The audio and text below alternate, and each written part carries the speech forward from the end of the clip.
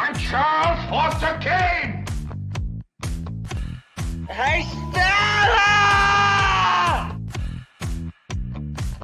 Stuck on this.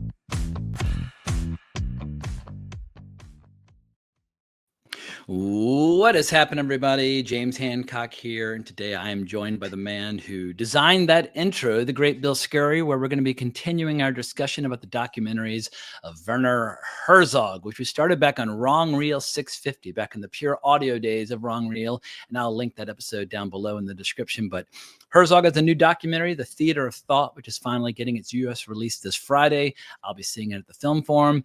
And because Herzog is one of the last remaining, icons of the great decade of the 1970s that's still active, I feel like the timing is perfect to celebrate some of our personal favorites of his work. But before we get to all of that and start doing all of our really bad imitations of Herzog's accent, Mr. Scurry, how the hell are you? What have you been doing to yourself? And can we expect more episodes of Hitting the Brakes with Moose and Bill in the not so distant future? It's funny. Moose stirs to life, shakes off the snow from northern Michigan, sort of lumbers down to an iPhone, and ambushes me. I guess it must be around 1 o'clock or so my time. I'm in Amsterdam, and all of a sudden I get a WhatsApp message from Moose, and it's a 6.5-minute video. I'm like, oh, what's going on here? And he's in the break room of the Walmart that he works at, and he just starts in on Jackie Chan. And I didn't know it was coming. I'm like, is this? So he doesn't pitch you his ideas. He just sends you his rant and you have to respond. Yeah, sometimes I feel a little bad because Moose does 100% of the initiation. I mean, frankly, the guy's spring-loaded to do this sort of thing. I follow where he leads me. He's the manager of this situation. But sometimes I'm curious. It's like, oh, is this Moose just unloading and having a chat fest, as our friend Paul Murphy would say, a chin wag with another guy? Or is this going to be textual recreating content? Yeah, because he's got a YouTube channel and a robust social media presence, but I never can quite tell like what's his main focus. Is it doing the audio fiction like Savage Realms Monthly and that sort of thing? Yeah. But anyway, I'm always happily surprised when I see y'all have posted a new video with that format. And I just like the intro, Hitting the Brakes, Moose and Bill. It happened 2 times over the last week, and both times I gave him very heartfelt answers.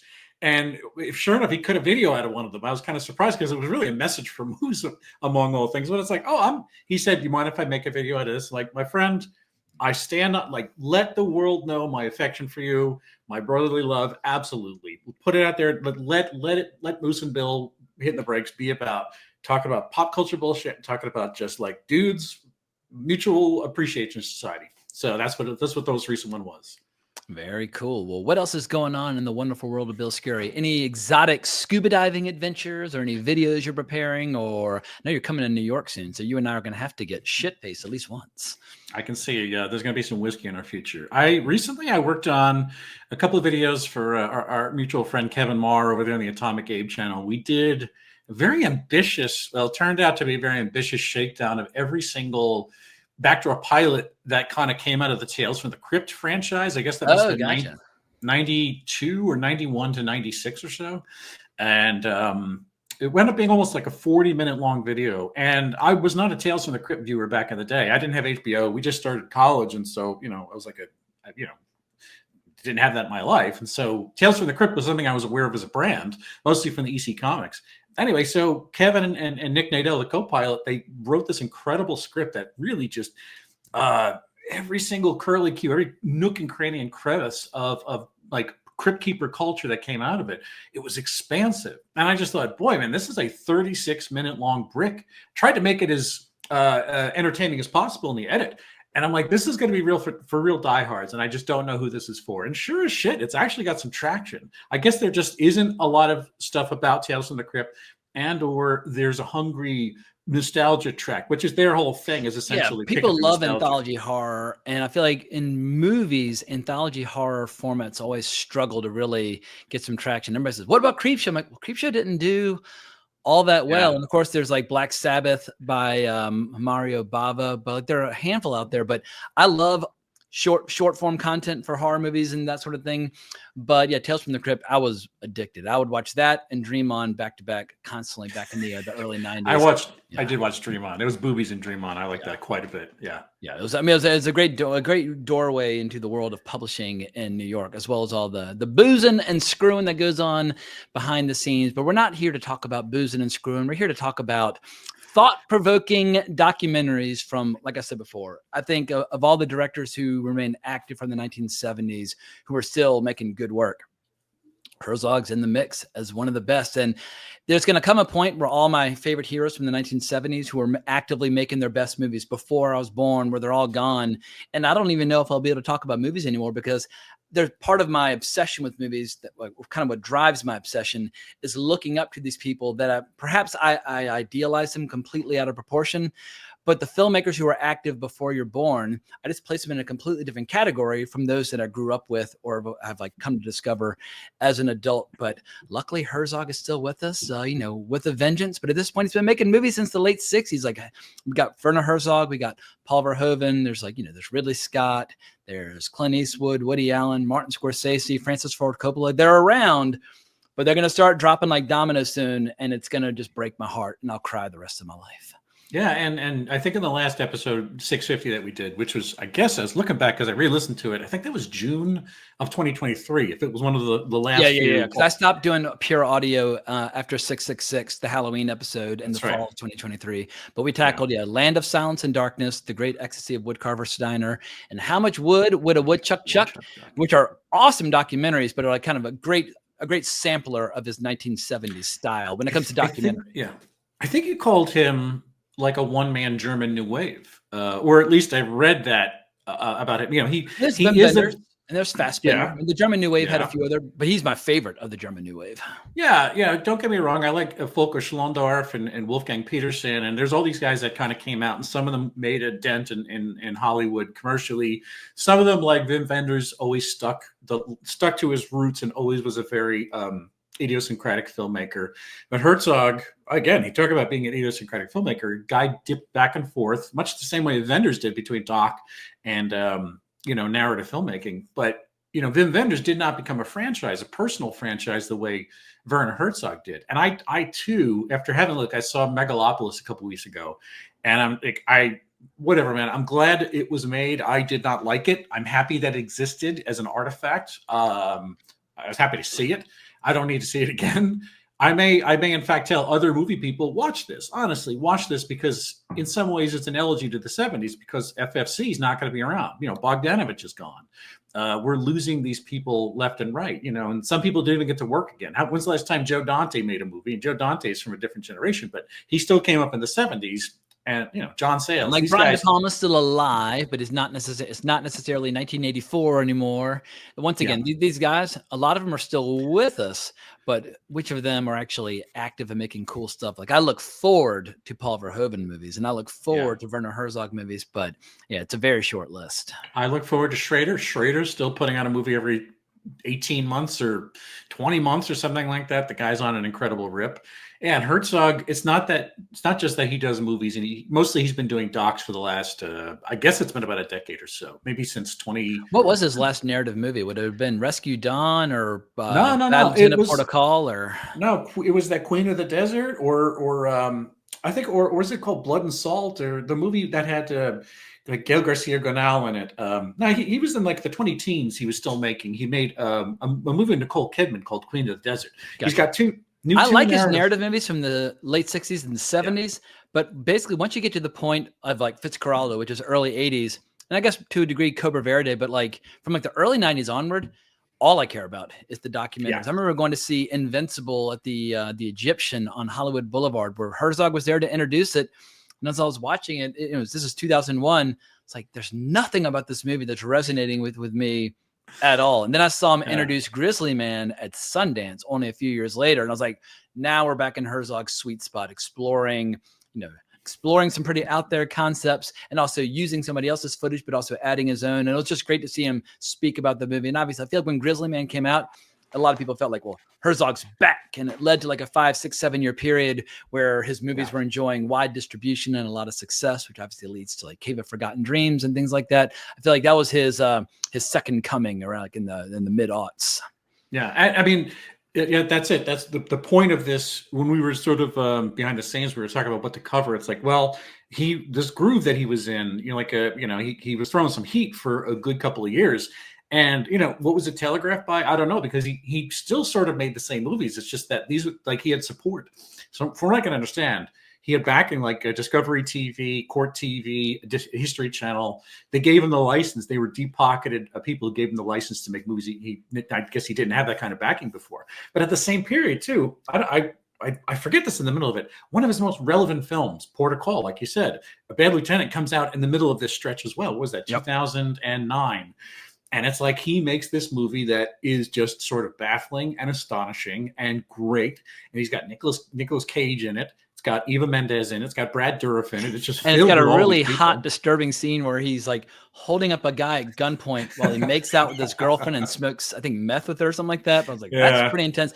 But what I've noticed about Port of Call is that people who are like half our age who discovered Herzog in the 21st century, they like that, but have not seen Abel Ferrara's Bad Lieutenant. I'm like, what? Yes. How have you not seen the original Bad Lieutenant? Or they've seen Port of Call, but they haven't seen Aguirre, The Wrath of God, or Wojciech. Yeah. And I'm like, anyway, it doesn't compute. If you like Herzog, for me, just natural, you have to start with the early 70s, like Even Dwarves started small and movies like that, and work your way forward. But, you and I are a little long in the tooth these days. We have different perspectives from the fresh-faced youths of today.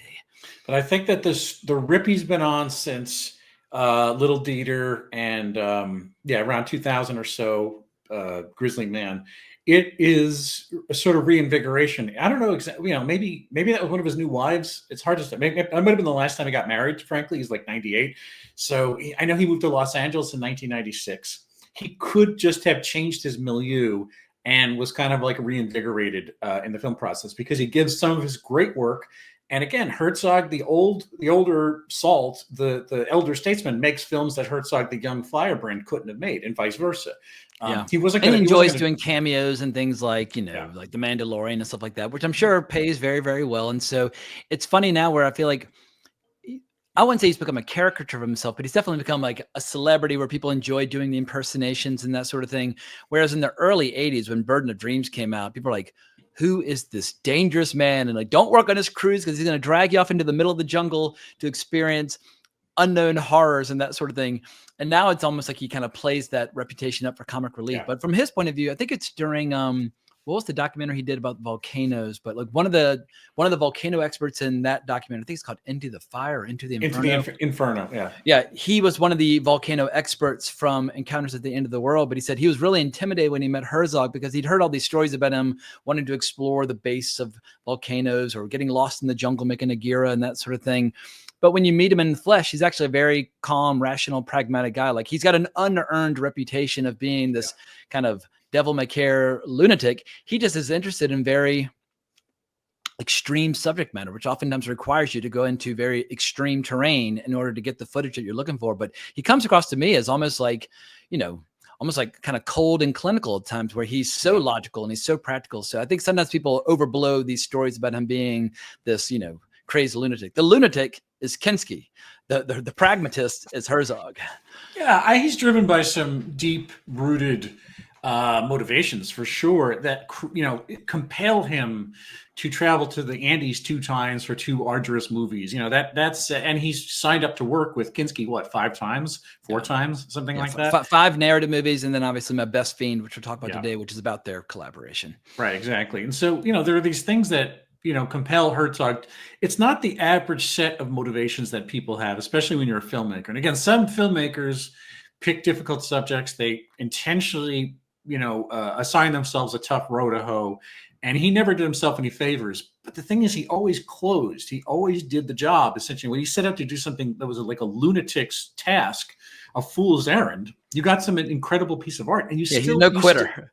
I think the worst stories I've ever heard from any of his movies, and it doesn't even really get discussed that much, but one of his most interesting early mysterious movies is Fata Morgana, which kind of blurs the line between narrative and documentary.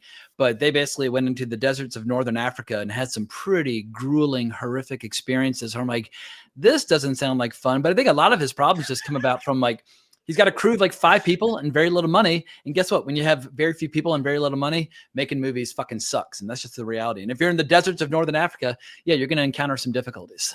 Yeah. Well, also I mean, there were snakes and there was plane crashes when he was in the Andes, but when he was in North Africa, there were still some, tribes of bandits running around. It was like not just the fact that you're in desolate, godforsaken territory, but there were some dangerous people running around Morocco, Algeria, wherever the hell they were, Mauritania. I forget where they filmed it.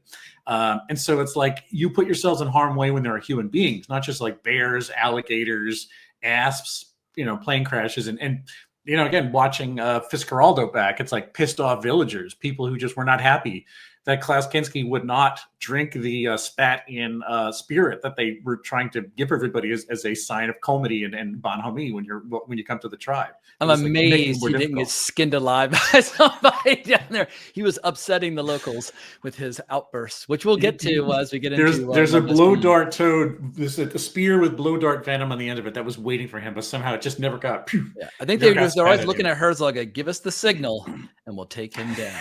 We will end this man. Yeah. Well, I think my first exposure to the world of documentaries with Herzog was when I saw Lessons of Darkness from the early 90s at the American Cinematheque when they were still restoring the Egyptian. They were hosting screenings at Raleigh Studios across the street from Paramount. And I was basically living there. And that's back in the days of when Dennis Bartok was programming all their movies. And Lessons of Darkness, once again, it's one of those movies that feels dangerous to shoot. It's a documentary about the fires of Kuwait. From the early 90s, but it's all done to the music of Wagner. And I feel like it was the perfect introduction to Herzog's style of documentary. Brilliant classical music, awe-inspiring imagery, dangerous subject matter, and that sort of thing. But can you remember the first documentary by Herzog that you saw? Yeah, actually, because I'd seen his narrative movies early. It was Grizzly Man. And Gotcha. Grizzly Man, one of the reasons why I love seeing Grizzly Man again now, and also thinking about the moment it came out, I was trying to remember that, in when it came out in 2005, it was an event. It was a moment. When Grizzly Man came out. It was huge in film going circles. Like when you look up these, like the box office of his documentaries, his huge documentaries are making like a couple million, but they would send, tremors throughout the filmmaking community. Yeah. Well, the thing is, I had gotten to New York only in 2001.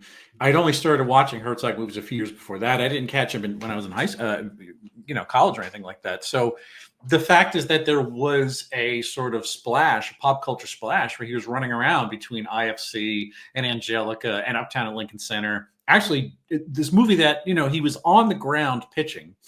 And he's a regular fixture in New York City anyway, but the movie was enormous. The movie, in light of all his other, I couldn't even tell you what the box office was. He always made these curiosities, but this movie made millions of dollars, and it was a sensation. And it became the second, like the beginning of the second coming, something for him to hang his hat on, where it's like Herzog reintroduces himself to the world. He found this thing that you sort of figured if it wasn't real, Herzog must have invented Timothy Treadwell somehow. And it was a big deal inside New York City. Like you said, it touched all aspects of film culture, and sort of like, have you read Time Out New York or the New Yorker magazine or New York magazine? Like this was on on all the pages around the same time. Yeah. And there are only a handful of documentary directors who've achieved that level of success. Like Errol Morris, one of Herzog's buddies, obviously is one of those directors, or Frederick Wiseman's one of those directors. But in the world, or if you want to get like super old school, who is the director of, about the Bob Dylan film, Don't Look Back, D.A. Pennebaker, the Measles, all that stuff. Yeah, they're a handful, but yeah, he's in the mix. But he also just happens to be this larger-than-life celebrity figure who also has made all these wild movies with Klaus Kinski. But maybe it's time to ease into the first doc. We have 5 documentaries we're tackling today. The first one on deck is Little Dieter Needs to Fly, which he then remade as Rescue Dawn years later. I never even watched Rescue Dawn, although I heard on the set he ate a plate of maggots because Christian Bale was going to have to eat a plate of maggots. He was like, all right, well, if he's going to do it, I'm going to do it. And that way everybody feels good. But it's yet another story which feels the Herzog legend. But tee us up. What is Little Dieter Needs to Fly? It is, again, another amazing story that you'd wonder if Herzog did not have access to Dieter Dangler, would he have had to invent this person? Dieter Dangler was a German emigre, left the same godforsaken part of southern Germany, Bavaria, that was bombed to dust and powder. The guy grew up with the same privation, the same hunger as Herzog had at the tail end of the war. Herzog was born in 42. Dieter Dangler, I think, was a little older than he was. Dieter Dangler was just obsessed with flight. When the planes were actually coming in with their payloads over his house, he looked up and he just sort of was awestruck by this technology. And ironically, considering that it just completely atomized his way of life, he said, "I want to be in one of those things." So he came to America. He joined the army. I think he peeled potatoes for years. He just worked in the kitchen in Houston, somehow worked his way up to a flight crew, and had the great misfortune of essentially getting his wings while Vietnam was heating up in the late 1960s. And he was shot down over Laos, of all places, not over Vietnam. And he had a hellish ordeal as a POW for some truly inhumane, they weren't NVA. I guess they were partisans or irregulars or something like that. And he managed to escape with his life, just barely. And, he lived to tell the tale, and it is a hellacious tale. And sadly didn't live much longer beyond the documentary. He died only a handful of years later, which is a very sad epilogue to the doc. But just to give everybody a little taste of some of his experiences in the documentary, they revisit some of these locations, and he basically reenacts some of the situations he was in, sharing certain anecdotes. And if you are at all, I guess, sensitive, maybe skip the next 30 seconds. But here we go. Little Dieter needs to fly. I was let in. They threw me into one of the huts. And only 3 hours later, they opened the door and let the other guys come out. I couldn't believe my eyes. The first guy was carrying his intestines around his hand. There were 6 of them. There were 4 Thais, 2 Americans, Dwayne Martin, who became my friend later on.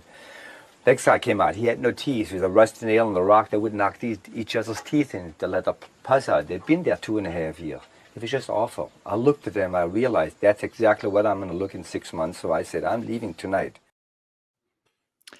Yeah. Grim, but he's got this incredible fiery intensity.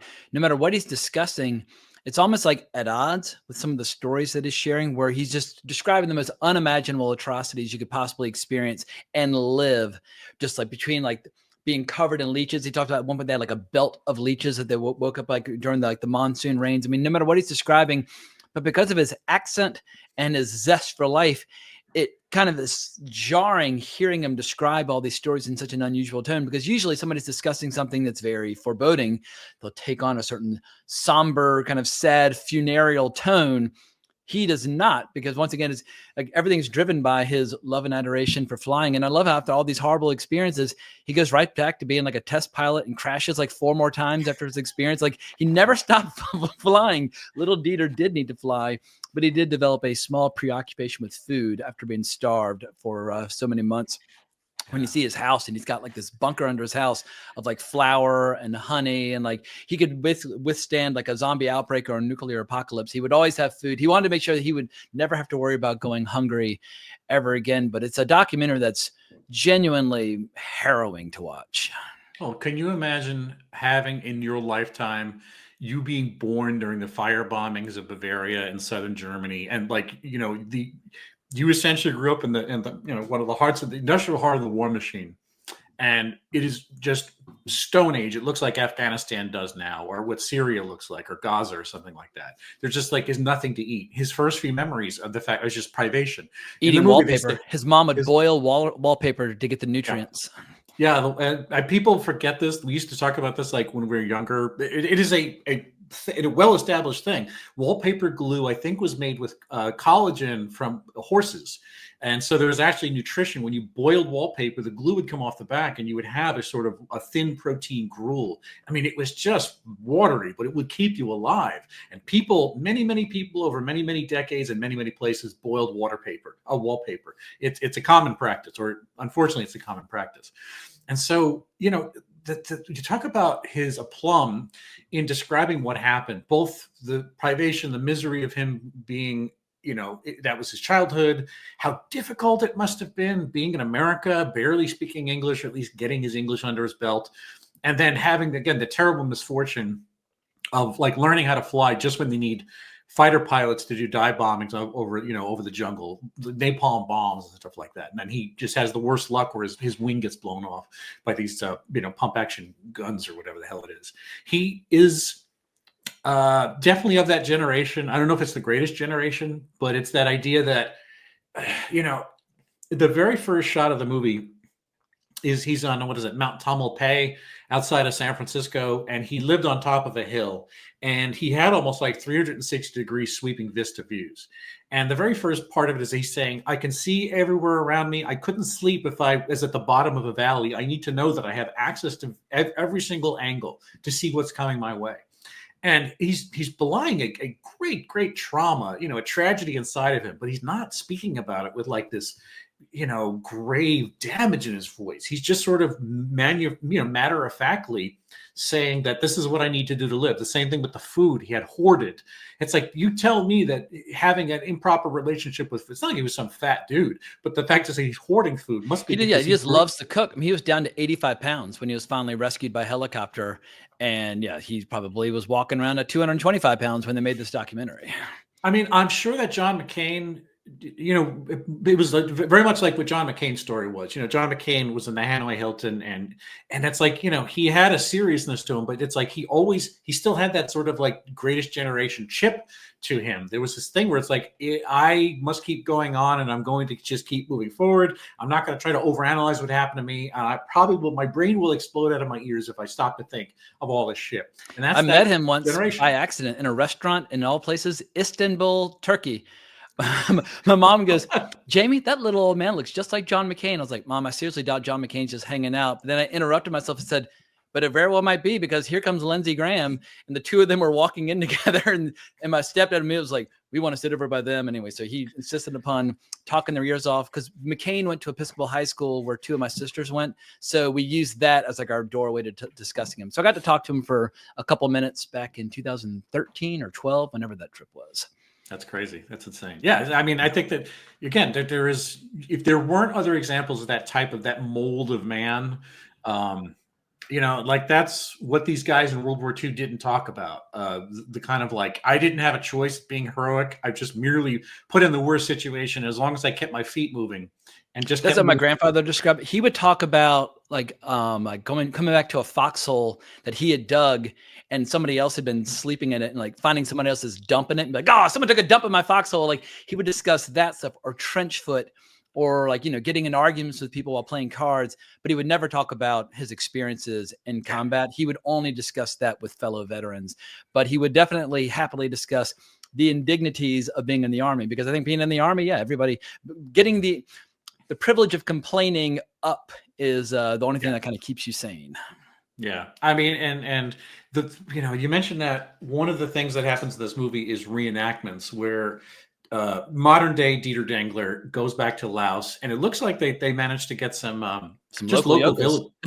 Some local yokels. Like, how would you like to tie this guy up and chase him through the woods for a couple of weeks? Like, sounds good. Let's fraud march him through the fucking jungle. It's insane. And I love when they're tying up. He's like, he has some line like, I am starting to get uncomfortable. Like he's having clearly a flashback of vivid intensity as they tie him up, as he's reenacting these events from 30 years prior. But once again, his attitude is so unusual. It's hard to know, is he getting upset? Is he getting excited? Is he like, what is his point of view, or what is his perspective? And I think that's what makes the documentary so astonishing, is that it's the character, it's the man himself who makes this story all the more vivid, because the tone of the movie overall is so unusual compared to other movies about the Vietnam War. Yeah. And, it's no wonder why Herzog was so piqued, was so interested in him.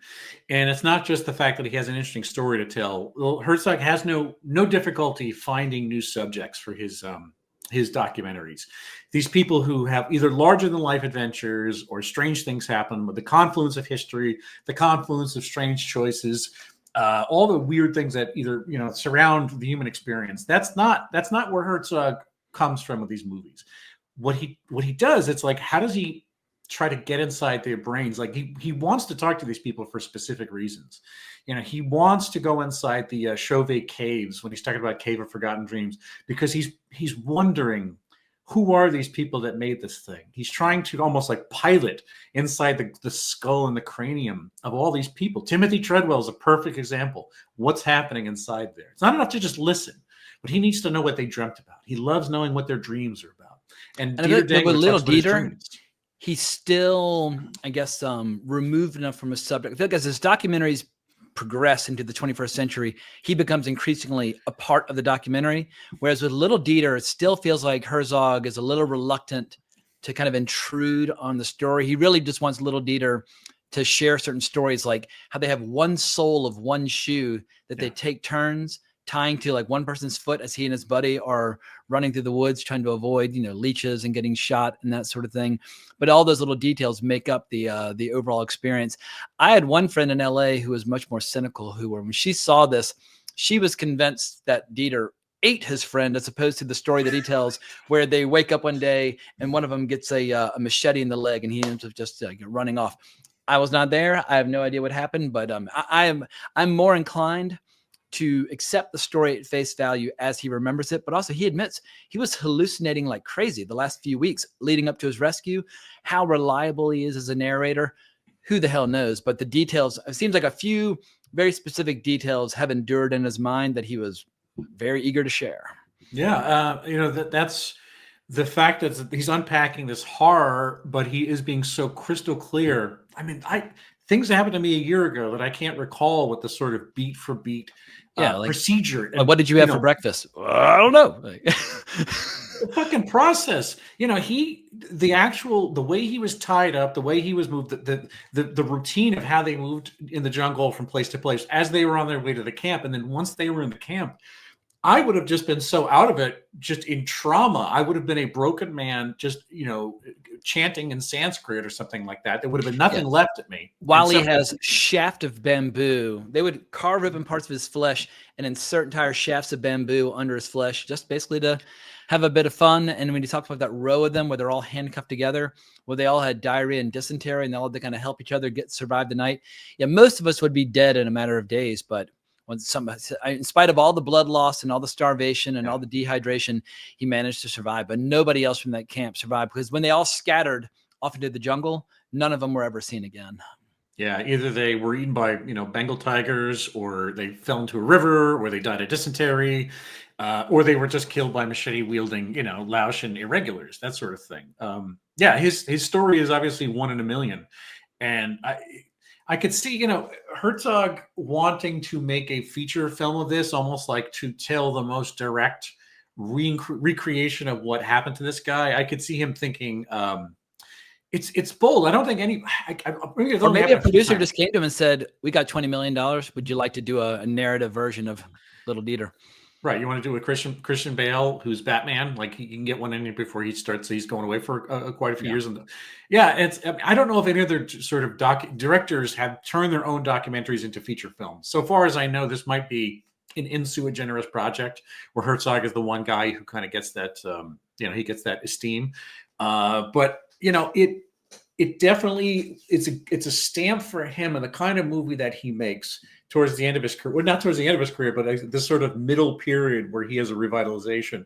I think that I like Little Dieter. I was going to say, I like Little Dieter Learns to Fly. It's a harrowing movie. It's really tough to watch. I'm saying it's a great movie. I think the ones to come are better, actually. This has, maybe for the reason, like you say, is that he is kind of loath to become part of the focus. Other than as a narrator, he doesn't really show up on camera a whole lot, even though I think it's absolutely evident that Herzog probably asked Dieter Dengler to do the reenactments himself, which could have been a poor. Dieter Dengler did not say no to being tied and frog marched through the jungle. It's a very faithful, and they played rough with him too. They were bending him and manhandling him. And it's like, I think Herzog probably wanted to wake up those feelings again for a sense of absolutely. urgency. He was looking for something. Yeah. Yes, he was. And, it's like, and again, Dieter Dengler didn't say no, so I'll assume it was all kosher above board. And that's definitely the Herzogian technique in terms of his filmmaking. That these themes are one thing, but the style and his technique, that's something that he very much would do. It's almost like reliving this, getting back into the milieu and asking the guy to like retrace his steps with some of these people who probably look a lot like the Laotian dudes, the heavily lined faces the sort of dead affect of these, just remote villagers being asked to like take them through the jungle one more time. Well, speaking of going to the jungle one more time, in the interest of time, it's time to see Herzog himself return to the jungle for some of his own experiences making movies with Klaus Kinski. Because in 1999, I saw in the theater at the New Art in LA, My Best Fiend. I think it technically came out in 1998, but I saw it in 1999. But according to the copyright gods over at YouTube, I can play the entire trailer. So now for your viewing pleasure, the trailer for My Best Fiend. Ich bin nicht der offizielle Kirchen-Jesus. War nicht ganz normal, aggressiv. Vom Charakter her war er diabolisch. Wir waren zusammen ja wie zwei kritische Massen, die eine gefährliche Mischung ergaben, wenn sie in Berührung kamen. Los, machen Sie Kamera und drehen den Scheißdreck runter! Das werde ich nicht tun, Herr Kinski. Ich entfernte ihn darauf aus dieser Einstellung. Kinski tobte. Ich sei größenwahnsinnig geworden. Ich sagte ihm darauf, dann sind wir jetzt eben zu zweit. Was war der Grund, dass ich mir das antat? He's crazy. It's crazy. That's why we work together. Wir gehörten zusammen. Wir waren bereit, miteinander unterzugehen. Egozentrisch ist wahrscheinlich gar nicht das richtige Wort. Er war richtiggehend egomanisch. Die Erde, über die ich gehe, sieht mich und bebt mir nach! Und der schrie stundenlang auf mich ein, aber so dicht an meinem Gesicht. Kinski wollte mich gegen meinen eigenen Irrsinn schützen. Er war sehr, sehr lieb mit mir auch damals und hat mich geküsst und hat mich ganz lang gehalten und war ganz, ganz aufgelöst und sehr gerührt auch. Das Einzige, was zählte, war, was letztlich auf der Leinwand zu sehen war.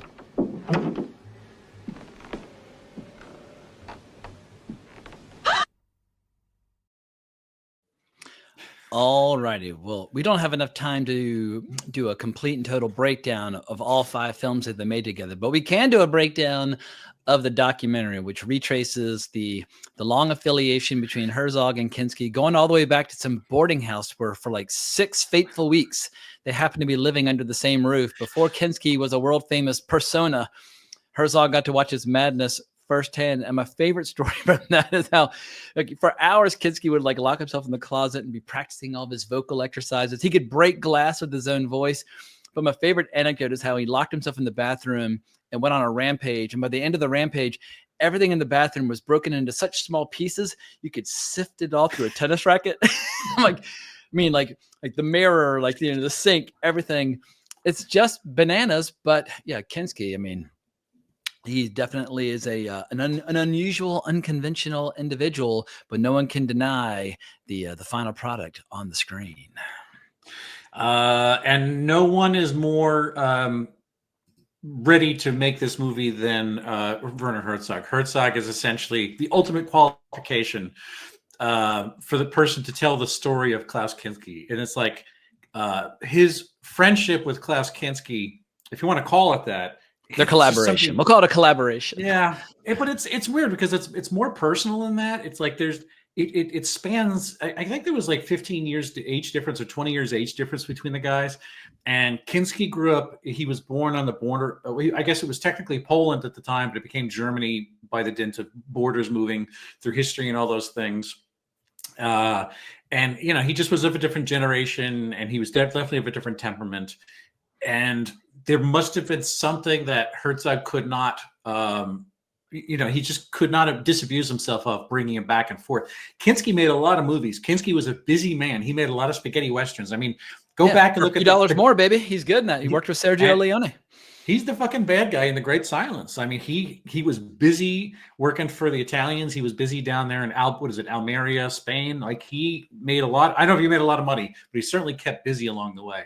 But as he got older, as he was in his 40s, you know, he was used to a different effect by Kinski. And I would say only by Kinski. Kinski gave these things to Herzog that he wasn't able to give the other directors. I think that other directors never asked for these things. Some of that is probably a lack of creativity. Some of it's a lack of imagination. Some of it is probably because they knew he was a fucking snakebite. They probably didn't want to get anywhere near him. But at least you have these 5 movies with Werner Herzog to be able to unpack the strange gift, if you want to call it, of Klaus Kinski. Yeah, one of my favorite bits from it is when Herzog's reading from Kinski's autobiography. And in the autobiography, there's one paragraph where Kinski's like, Herzog had no imagination. He had no ambition. He had no expertise. He was a simple individual. I'm not going to talk about him the rest of the book. Forget about Herzog. He's overrated. And then for the rest of the book, he proceeds to talk about Herzog on every single page.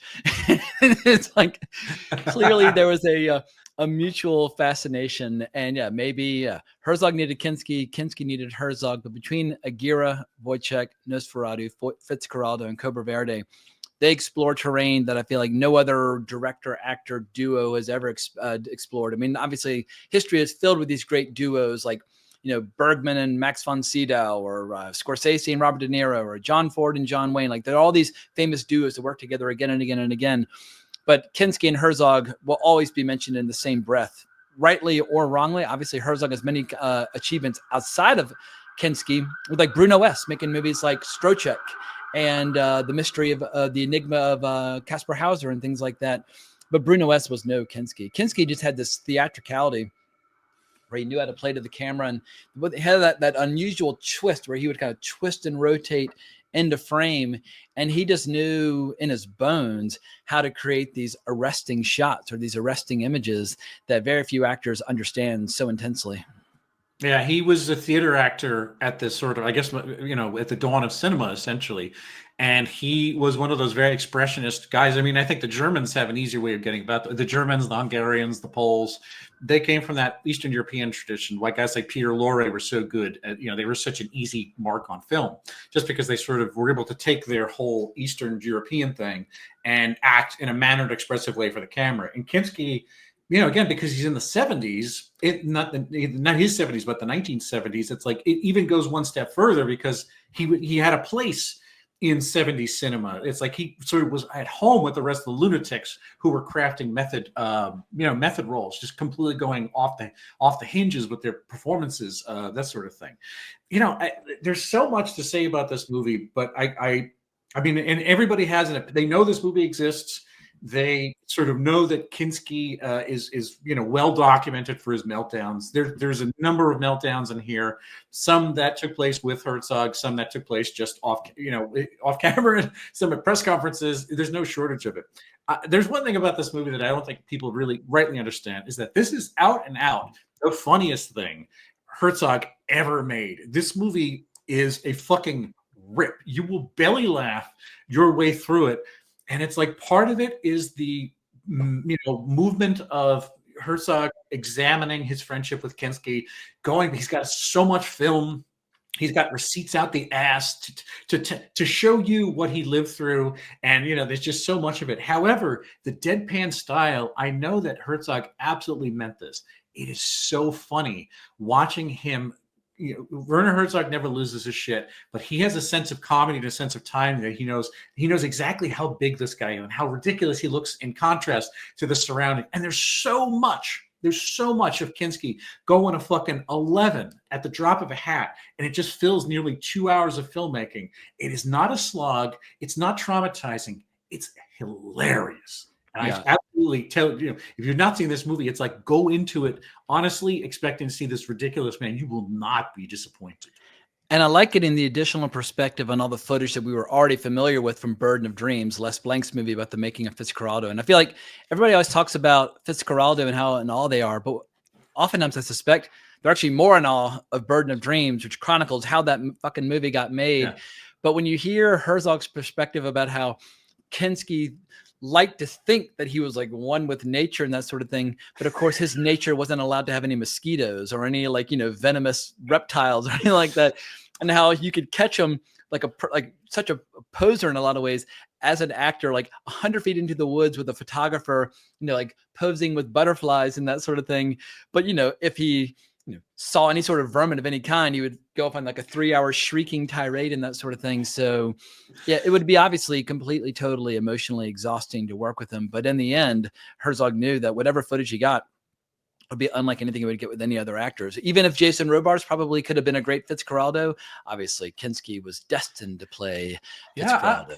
I'm not sure Robards, it's easy to say now because we have the one we did. I'm not sure that Robards could have We would not be talking about Roberts Fitzcarraldo, I think, if we had that, just in light of like whatever Kinski was his own steamship in the middle of that. It needed to be pulled over the mountains at the same time. But, one of the funniest parts of this movie for me is that towards the end, I think it's a Telluride Film Festival. It's got to be the late 1980s. I think they were talking about they were pitching Cobra Verde a few film festivals in America, and Cobra Verde.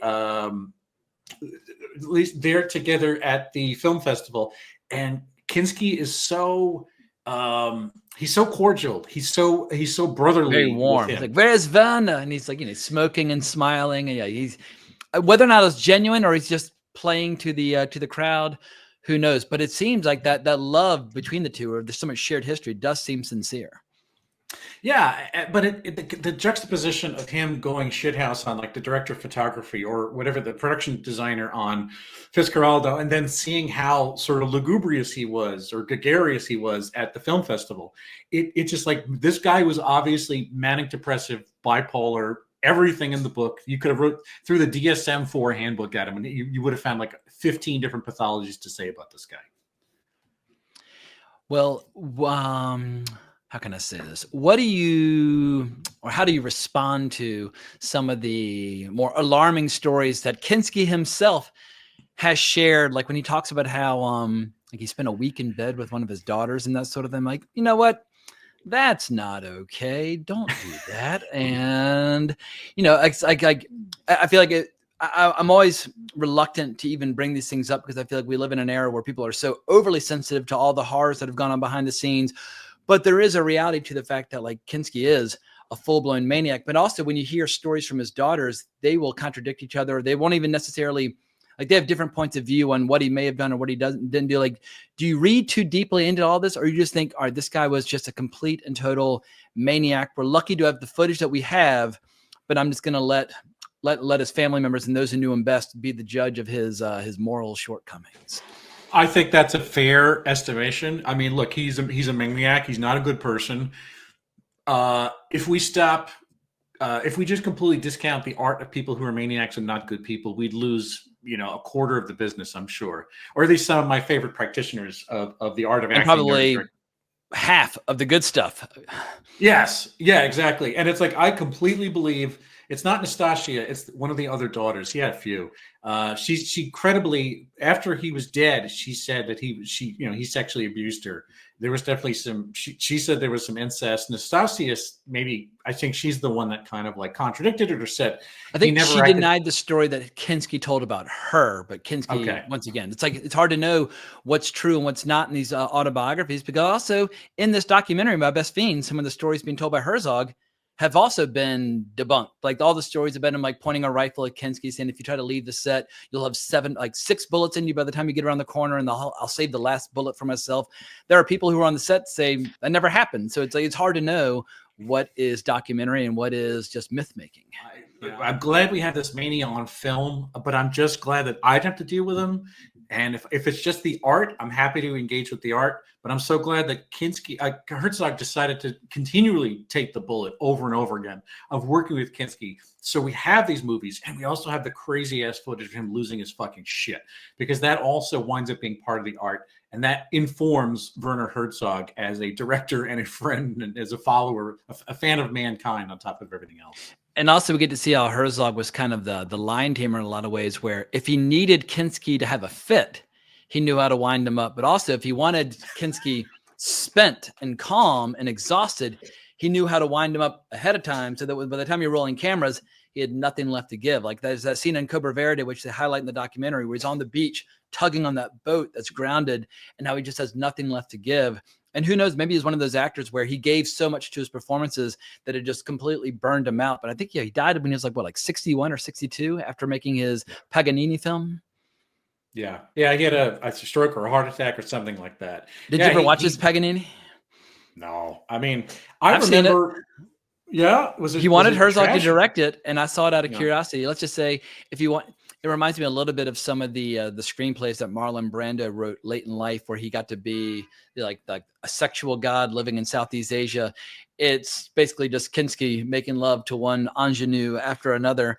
But it's a pretty wild movie. But it's like, all right, if you want to know how an actor perceives himself as like a mad genius who, you know, like all the women are in love with, watch Paganini. It's the ultimate vanity project. He made a lot of horror movies. He made a movie in the late 80s called The Vampire in Venice. He made... it's awful. It's an unofficial sequel to Nosferatu, but it does have some great nudity. I did see it as part of my preparation for my Nosferatu double feature video. Yeah, and he was in, Jesus, he was some mad scientist movie in a space station where he builds a blonde sex robot and she winds up, that was on HBO all the time in the 1980s as well. And I'm like, oh, this is that Klaus Kinski guy. And it's any final words about My Best Fiend? What is your favorite movie of the 5 Herzog Kinski collaborations? Oh, Grizzly Man is just such a titanic film. Herzog and Kinski films. Yeah. Oh well, no, it's got to be Aguirre, The Wrath of God. I mean, the first one is a classic. It's a the movie that was spat out of Herzog's brain, and the craziest man in the universe. The thing is, Kinski gives so much face in that movie. He has such a movie-ready pout, and his growl as he's saying, what is it, Des Zorn Gottes. He is just ready for the moment. That movie, he's as impressive as the Andes are and all the fucking nightmare that goes on. He makes the film. That's what's insane about it. And also just blows my mind some of the shots that Herzog was able to achieve. Like that famous first shot where you're seeing that train of the conquistadors navigating through. Just the idea of like with a very, very small crew trying to get them all to march at the correct time where you're in these mist enshrouded mountains and you're waiting for that one moment where the fog might clear, the sun will break through, and you're able to get that worm of people. And of course, at that point, Aguirre is just one of many. And Kinski was so pissed off that he wasn't going to get a close-up during that shot. He got cut from the shot entirely. Like, all right, we'll use you later. But anyway, as you said before, it is Herzog's funniest documentary. And just hearing these anecdotes, if you like stories about the making of movies, between Burden of Dreams and My Best Fiend, you will be spellbound for hours. And these are movies that you can watch over and over and over again. Alrighty, well, let's dip into the 21st century. We've already talked a little bit about Grizzly Man, but just as a way of kind of introducing people to the topic at hand, here is the opening 30 seconds to the flick. I'm out in the prime cut of the Big Green. Behind me is Ed and Rowdy, members of an up-and-coming sub-adult gang. They're challenging everything, including me. Goes with the territory. If I show weakness, if I retreat, I may be hurt, I may be killed. I must hold my own if I'm going to stay within this land. For once there is weakness, they will exploit it. They will take me out. They will decapitate me. They will chop me into bits and pieces. I'm dead. And spoiler alert. It's a very eerily prophetic scene for what befalls him later in the movie. So for people who have not seen Grizzly Man or are unfamiliar with the subject, tee it up. What is this flick all about? Grizzly Man is a self-documented journey into the mind of a madman. He was a sort of washout ex-drunk drug abuser. I forget exactly what his poison was, but he was like an aimless dude from Long Island. He came from the same part of the country I did, and was looking for a purpose. And like a lot of do-gooders, a lot of people who think they're in touch with the earth, he managed to go to fucking northern Alaska, and he would hang out in the summer times with a pod of black bears in the same broken and, completely bad country up there. And he would just camp out as the bears walked around him, as the foxes ran around him, as the mosquitoes were buzzing. And he just thought that he was the angel of the grizzly bears. He just thought he was their human protector. And I think he had a grandiose sense of his own importance and a grandiose sense of his own invulnerability, because ultimately what happened was, much the way he said, he absolutely presaged that he was in fact decapitated, chopped up, eaten, and partially digested by the very same bears that he professed to watch and love and save and preserve. And Herzog just goes into it and just beats down nearly every single minute of what it was like when he was in Alaska. Yeah, and he's got so much footage to work with because this guy had been recording this footage for years at this point. But then Herzog also includes a lot of interviews with those people who investigated the campsite after the death and the friends and loved ones that survive him. And Herzog, it's hard to know, like he's one of the least judgmental filmmakers imaginable. Or if he is making judgments, he's really keeping them close to his chest, where he really wants to allow the audience to come to their own conclusions, or at least have their own conclusions be informed by those people around him. But some of the most, I guess, like some of the saddest commentary is when you hear people talking about how ultimately, in spite of all of his best intentions and all of his love and all of his, his heartfelt yearning to protect the bears, that he actually probably ended up doing more harm than good, because a big part of what the locals do when it comes to bears is they keep their distance, because they don't want the bears to think that human beings are safe to be around. They want bears to kind of be on red alert. And if you condition them to thinking that humans are okay to be around, you're actually doing them a disservice. And ultimately, the bear ends up getting killed. The last thing Timothy would have ever wanted, the bear ends up getting shot down as a result of the investigation. And so it's kind of a sad, futile story, even if it does have these moments of incredible beauty where Herzog's like, this is the kind of stuff that Cecil B. DeMille would like dream of, having a fox go prancing through the shot behind you, almost on cue, like he's been released from a cage. It's just magical stuff that he's getting on film, but it's also horrifying. Like when you see the bears fighting each other and you realize, well, these are some of the most ferocious, powerful predators on planet Earth. They're not to be trifled with or fucked with. You don't need to sit around 10 feet from them, putting your hand in their doo-doo, thinking that somehow you're connecting with them. It just seems like he had so many good intentions, but so many misguided ideas. And obviously both he and his girlfriend end up dying and paying the price. It's a study in delusion, like Herzog has the basis of all this great footage. And again, it's nature photography that is accidentally some of the most compelling stuff you'll ever see, just because he was in the right place at the right time. He had, some skill with a camera, but mostly he was making vlogs. What was like a modern TikTok guy, essentially. He was making these little dispatches. He intended himself to be he was the star of the show. Nature was behind him. The foxes were around him. The bears were in the back of the shot, but he was the fucking Tim Treadwell show. And I think that, any interpretation you have of this movie as a viewer is all fair. My own personal interpretation is I think Herzog is being very judgmental of this guy for a number of different reasons. The idea that he was, in fact, being ironically very detrimental to nature in so doing what he's doing. Herzog had this whole thing where he's talking about Tim Treadwell. He saw the quote was something about seeing deliberation, kindness, order, like in nature, this idea that there was some sort of beautiful, warm environment, where Herzog says, all I see is murder, callous indifference to human life. That is like, and he zooms in on a close-up of the bear at that time. And it's hard to disagree with his assessment. When you look at their eyes, it's just indifference and hunger and a desire to breed on occasion. Yes. Yeah, exactly. They're essentially these gigantic gas-powered death machines. It's like just 1,000, it was like 1.5 tons of pure muscle that is designed to just reduce the enemy to, pureed meat with these giant beef talons. It's insane.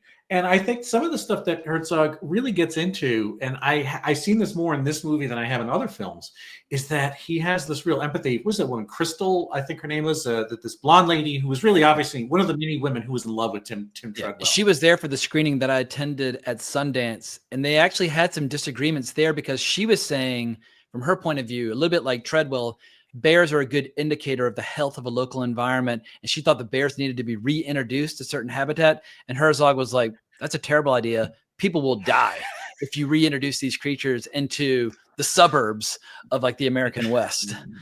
Yeah. I mean, they're already in the Northeast. There's suburbs, there's bears in like Upper Saddle River, New Jersey, for God's sake. But Herzog, like taking a personal, I feel like he feels personally the idea that everybody was watching Tim Treadwell essentially play Russian roulette in front of everybody. And he sort of like grinned with his floppy blonde hair, and he would like smile as he would get on the plane and go for another, he would go for another season in Alaska. And he was almost like asking everybody, watch me sign my death warrant. Maybe I'll come back, maybe I won't. And it was very irresponsible for the people who loved him. And it's like the people in the documentary try to put a good face on the fact that they said, we trusted, Treadwell, and we believed he knew what he was doing, and he loved what he was doing. But it was very cruel and unfair for everyone to watch him do this, because it was the absolute expected outcome. It's like it's just telling everybody the whole time, well, I'm probably going to die. If I die, then it's like, and then surely enough, she's being given this watch that was covered in bear entrails, because they fished it out of the stomach of a fucking bear, and they said, this is the last thing Tim Treadwell had to give you. And that I think is a really damning assessment of somebody who just was like cruel in the most callous way to people because he was just, asking them to watch him die. And I don't recall seeing that sort of judgment in other Herzog documentaries besides this one. And the way he exposes us to some of the details from the coroner about how there were like several garbage bags full of human remains, like undigested human remains. They spare us no details of what is the final conclusion of all these misguided impulses. Yeah, and I mean it's like a puzzle. It's forensic, like you're given bags of meat, and it's almost as if you can just replace the pieces, the chunks of meat form a whole person. It's like it wasn't even pureed. It was just quite literally segments of two people inside the guts of a bear.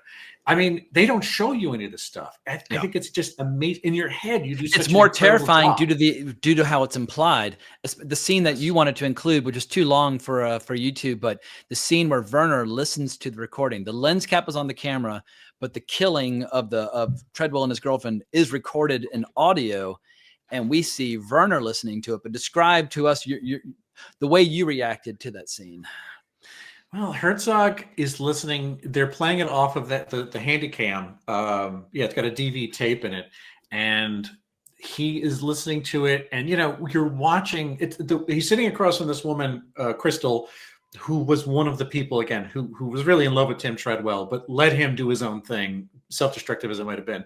She has this evidence that never listened to it, but Herzog said, "I'd like to listen to it," and it's this incredible kismet of watching Herzog, the man who's seen all sorts of things, and you think he's got a steely carapace, and he certainly does. But he asks her, "Please turn this audio off." You don't hear the audio because he's wearing earphones, and he says, "You should destroy this tape. You should never listen to it. Otherwise, this will be a white elephant in your room for the rest of your life if you keep this here." And it's amazing that Herzog decided to throw himself on the bullet of listening to this horror, the excruciating death rattle of somebody begging for their life, and God knows what sounds somebody makes as they're being chomped by bear mandibles. The girlfriend's trying to save him. She keeps like using frying pans, and she's like hitting the bear and trying to drive the bear off. And Treadwell keeps telling her, like, amidst his groans of agony, is telling her to run and to save herself, because it's almost like he's accepted his fate and he doesn't want anything bad to happen to the bear. And just from those few little details that are shared with us, it's one of the most horrifying experiences I've ever had watching a movie as it all comes together, because your imagination, because we're deprived of certain details, we fill in the gaps, and it just makes it almost unendurable to listen to. I mean, it is the centerpiece of this movie. I think what people remember coming out of it is that sequence with Herzog listening to the evidence, even though we never get to hear of it. I mean, there's so much. That is one piece of it, maybe the keystone of what makes this documentary so sort of one of a kind in his oeuvre. But I don't even think it's the greatest part of it, but it is certainly something that is compelling in that it speaks for this movie outside of it. It's one of those edge of your seat things, or whatever they call it, where people know that about this movie. It's one of the things that led it in 2005, why it became such a big sensation. It was such an easy thing to get into film festivals. And Herzog didn't really have moments like that. Each gigantic movie was sort of its own tone poem. Sometimes, like Lessons in Darkness, they would move sort of slowly, and they were one note the entire movie, and it's amazing to watch that. It's not often you got something with like a real crescendo, with something so seminal and serious at the like you said, the theater of the imagination does work in this movie that it doesn't in other Herzog movies. That's kind of why this one has like a different profile, different staying power than his other docs at the time. And there are a few little bits of foreshadowing scattered throughout where it reminds you of what's coming, because it's easy to kind of fall under the spell. Like, oh, he's playing with the lovely foxes and he's looking at all these majestic landscapes. But then something will happen where the music will stop and you'll hear Treadwell say, back up. And he's going into like stand your ground mode. Like, you're playing stand your ground with a 1,500-pound like animal that could like rip an elephant in two. Like, this is such a bad idea. Or when he's in his tent at one point and it's raining like crazy, and there's a suggestion of an animal that's kind of pawing at the surface, trying to get in. You're like, is that a bear or is that a fox? Like, well, what is trying to get in? But it just reminds you, once again, don't get too comfortable. Horrors are coming. And I just feel like it's one of the most fascinating examinations of the road to hell being paved by good intentions, because obviously all Treadwell wants is to be near the bear, to study the bear, to kind of commune with the bear, to be one with the bear, and in his own mind, protect him from outside interference. And it just seems like all he does is cause harm unintentionally every step of the way. It's all about the futility of good intentions. And I think it's just it's a real eye opener, because I feel like when people want to do good, I think they're always like operating under the assumption that no matter what they do, they are doing good. And maybe it's time, sometimes you need to take one foot back and look at your tactics and really try to figure out like what is going on here. And like the local Inuits are like, yeah, everything he was doing was completely, totally dead wrong. I'm like, they've been living amongst these bears for thousands of years. Maybe listen to them. Yeah. How many Inuits get slaughtered by grizzly bears every year? Like probably a close to zero number of them along the way, that sort of thing. No, you're right. It's like what really makes Herzog interested in doing the story is that Tim Treadwell was a one-man wrecking factory. He was a deluded, delusional man who just had an his belief in himself trumped any other belief he had about anything else, over science, over behavioral science, over environment, over nature, just the power of positive thinking. He's one of those guys that would like try to cure cancer with tea, or prayer or meditation. That's exactly the kind of lunatic Tim Treadwell. If you have a macrobiotic diet, it can solve everything. It's like, maybe not. Well, while he was promoting this movie, we had yet another infamous chapter in Herzog's history, which has only fueled his legend for somehow inviting and or courting danger and bodily dismemberment every step of the way. But he was being interviewed by Mark Kermode, one of my favorite film commentators and film historians. And, I'm always quoting the 6 laugh test that Kermode has, where if you laugh involuntarily 6 times while watching a movie, it's a successful comedy. But this is an unintentionally funny moment where Kermode is talking to Herzog and something unexpected happens. In Germany, I've somehow left the paved road. Mm-hmm. Nobody cares about my films. For example, what was that? All right, so in answer to his question, what was that? It was not a serious bullet. It was significant. It wasn't a significant bullet. Yeah, Herzog was shot by an air rifle in the stomach while being interviewed. I'm not quite sure if they ever figured out who shot him or why, if it's like a bunch of kids just having a bit of fun. But like later in that documentary, they examine his stomach, and he's shot in the stomach by a goddamn air rifle. And if you pump one of those fuckers up, they will, they pack a punch. But I love how, most of us would be like, oh, we'd like react like we're being like stung by a bee. And he just, what was that? I mean, just so nonchalant. So anyway, I could not resist including that little clip. Yeah, it's again part of the Herzog myth of the mid 2000s is based on, that's much like him eating his shoe for the Les Blanc movie. It's like that is exactly one of those things that precedes him. Absolutely. Alrighty, well, it's time to move on to a movie which I saw. It's the only Herzog movie which I saw twice in the theater. Cave of Forgotten Dreams, played in 3D down at the IFC Center for like half a year. It's the only time I feel like 3D was actually a worthwhile format for such an unusual, unconventional film. But I've got a little taste from the trailer right here from one of Herzog's most successful documentaries. These images are memories of long forgotten dreams. Will we ever be able to understand the vision of the artists across such an abyss of time?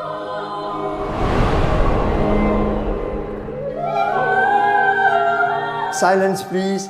We're going to listen to the cave, and perhaps we can even hear our own heartbeats.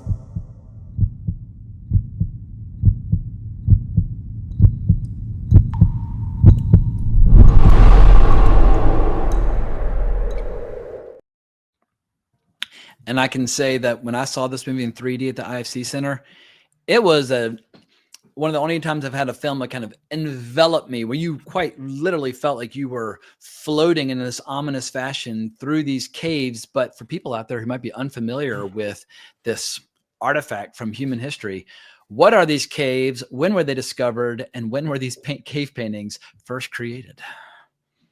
Oh, well, I think that in the parlance of the movie, these cave paintings are, if not the oldest, then some of the oldest cave paintings on planet Earth by human beings. And they describe a European continent that is more akin to a jungle.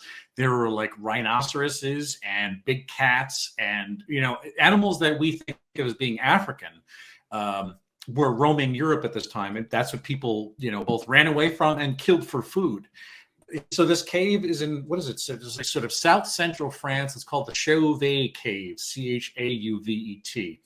And it's in the, I think it's towards wine country, which is one of the reasons why the water is so great, is because it filters through this limestone. And apparently people saw, I think it was the 1990s, they saw a draft coming out of a wall somewhere, like if they were just hiking up a bluff. And they decided to hammer away a little bit, and they found a chamber that had essentially been sealed off for, I don't know, tens of thousands of years, something like that. And it turns out that there were evidence of human habitation inside. There was evidence of bear habitation. Again, bears had been extinct for a good long time, and so there's tons of history in this cave. But then they also found these renderings, which in some ways were more advanced than a lot of other cave paintings in terms of how rustic and simple like those art styles were. This art style had sort of a different, entirely different type of quality to it, indicating that there was and there was in fact one artist that went through this entire cave. Most of it's attributed to one single, some unknown man. Again, that Herzog just wonders who was this person who was running around by torchlight, drawing very, beautiful gestural images of elk and horses and rhinos and stuff like that. And, the irony is that they only got a very short period of time to be able to look at this cave. Even human breath had made, like, the Lascaux caves were getting damaged because human breath produced so much moisture, it was damaging the rendering in the Lascaux caves. And so they wanted to, there's another series of caves in France that were much like this from the same time period. And so they wanted to preserve the art, and so they were going to seal these caves for like a generation thereabouts. And so this was their last chance. Herzog brought in a filming team and a bunch of 3D camera rigs with some lighting, and they managed to document this in absolute beautiful three-dimensional filmmaking just before they were going to seal the cave up. Who knows when anyone would go in there again. And I wasn't there the night that Herzog showed this. I was there like the next night at IFC, but this was a sellout. IFC does not do 3D movies a whole lot. There's not a lot of them come by their way. This was a sellout, much like Grizzly Man. This was on everyone's fucking list. This was a must-see movie. If you were like a culture vulture or a fucking a maven or a film nerd, you had to see this. And again, IFC was the place to be because Herzog goes there all the time. He talks about these movies, and IFC did it right. Exactly like you said. It's not a huge house, but man, it was a great use for 3D. I mean, this is why I'm so glad that Herzog had the presence of mind to go looking about how to shoot in 3D, because this is an absolute fantastic and appropriate use of that form. And my high school English teacher came up from Virginia just to see this movie in 3D at that theater. But I just realized I actually jumped the gun and I skipped Encounters at the End of the World, which technically came out in 2007 between Grizzly Man and Cave. We'll circle back to Encounters at the End of the World in a sec. But I jumped the gun. I was just so excited to discuss Cave of Forgotten Dreams. But I love some of the kind of offhand observations that Herzog makes throughout it. At one point, they're talking about they're examining the tracks that have been preserved on the ground, and there's evidence of some wolf tracks next to a boy's footprints. And he's like, "Well, was the wolf hunting the boy? Were they friends, or were their tracks made thousands of years apart? We will never know." But just seeing all this evidence, or seeing all these little details and all these little relics, excites all these possible stories that kind of get unlocked in your imagination. And it's just great to have Herzog's narration kind of floating around your head for 2 hours as he ponders the possibilities of who these artists were and their obsession with curvaceous women. Even 32,000 years ago, people love tits and ass and that sort of thing. It's like, stop talking about the male gaze. It's an old phenomenon. People are interested in breeding with beautiful, comely women, even if their idea of beauty might have been a little bit more animalistic than perhaps our modern day equivalent and that sort of thing. But in the end, you combine that beautiful music with that stunning imagery as the camera's floating along, and Herzog just knows how to do this better than anyone. It doesn't take that much to create a completely hypnotic experience. Sometimes a little simplicity goes a long way, and perhaps so many people overthink just how powerful some classic music and a little imagery can be. But yeah, this movie I just watched it for the third time. I hadn't watched it since it came out back in 2010, and I fell under its spell all over again. Yeah, sometimes you kind of have this idea of Herzog as the adventurer. Herzog is almost like an astronaut in the world of the humans, almost like going through and catching these stories. Sometimes you forget about Herzog the photographer, Herzog the actual visual filmmaker, because I mean, he's always been that. But the idea that his movies, while they have this visual character, it's like the way he thinks about the world and what he's trying to tell what the story is, what usually informs it. And the photography, which is almost always amazing, takes a back seat to it. At least I've taken it for granted. And then there's a movie like Lessons in Darkness, or this, that again, it's like the man knows how to work the camera. We talked about this with Woodcarver Steiner, where they almost like innovated high-speed photography to catch something. And people don't really talk about him as the sort of visual filmmaker, especially for the last few. I mean, even though there are incredible visuals, it's like his skill as a documentarian is one thing, but his skill as a photographer, this movie shows you something that you haven't seen before. That's why he's a perfect man to tell this story. And also, he's not afraid to get a little abstract or leave you with ambivalent feelings, because the ending of this movie, it almost kind of suddenly veers off into this new terrain with these albino alligators that are floating nearby. And it's like, wait a second, what's going on? But I guess it would have been, he avoids a overly simplistic ending, which would have made it feel more like a conventional documentary. He kind of leaves you on this kind of strange, disturbing, but also very beautiful imagery. But like, explain to me, how did you kind of come to terms with the ending? Because obviously the ending with the albino alligators has nothing to do with cave paintings and that sort of thing, and yet it seems perfectly fitting for the movie. Yeah. We discussed in part one of this that Herzog sometimes pulls a Herzog, which is that he fabricates a piece of the movie he needs to apply something that he titled ecstatic truth, which is more about the idea that he wants to show some aspect of something that's not exactly real, or it's not in the movie.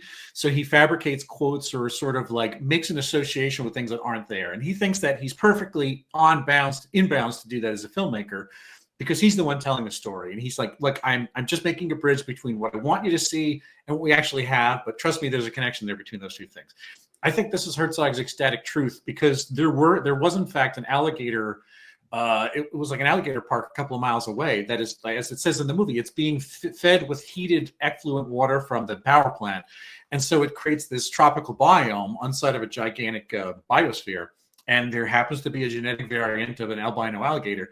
I think he heard about this, got the cameras on it, and he said, you know what, I'll figure out how this works later. And while he was in the editing bay, then he said, you know what, I know exactly what I'm going to do with it. I'm going to make a connection between that and that. We're going to finish on the visual of the albino alligator, because this somehow fits his version of ecstatic truth. I haven't heard him say that, but I totally believe that that's what it is. Yeah, it's like at a certain point, I like a little mystery in movies, and I don't like everything to be spoon-fed to me. I don't like, but so much hand-holding, and I feel like so much documentary filmmaking just feels like crummy TV, where all it is kind of hand-holding and like letting you know exactly what to think and how to think every step of the way. And Herzog gives you the benefit of the doubt, and it's like, yeah, my audience is adults, and they are free-thinking individuals, and they can come to their own conclusions.